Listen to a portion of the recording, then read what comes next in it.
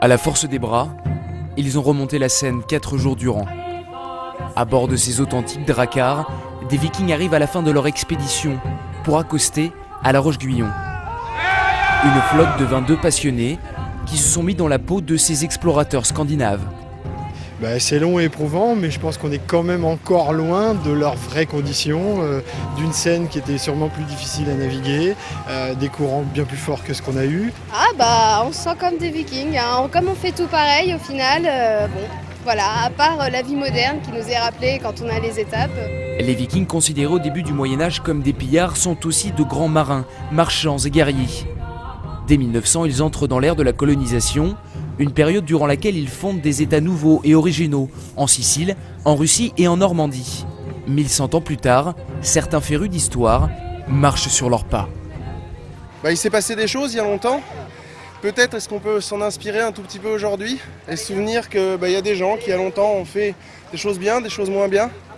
Et puis nous au quotidien de s'en servir, de s'inspirer de ça pour continuer à avancer, continuer à écrire l'histoire en 2011. Cette reconstitution historique retrace le parcours de Rollon, un chef viking, venu signer en 911 à Saint-Clair-sur-Epte un traité de paix avec le roi de France.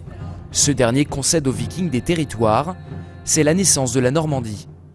Quand on parle du traité, il faut remonter un petit peu au fait que les Normands sont déjà dans la vallée de la Seine depuis une trentaine d'années, donc les Vikings, qu'ils attaquent en permanence Paris, qu'ils attaquent Chartres.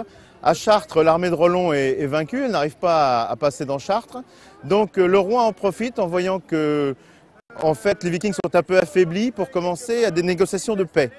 Donc il envoie des émissaires qui discutent avec les Vikings et il leur propose quoi? Il leur propose de devenir les maîtres d'un territoire à condition que leur chef devienne le vassal du roi, tout simplement. Alors le terme vassal en 911 n'existe pas encore vraiment, mais on est bien dans un rapport comme ça d'homme à homme. La christianisation marquera la fin du mouvement viking. Ce dimanche, de La Roche-Guyon, Rollon et son équipage ont marché jusqu'à Saint-Clair-sur-Epte à 22 km de là pour commémorer la paix entre Vikings et Carolingiens.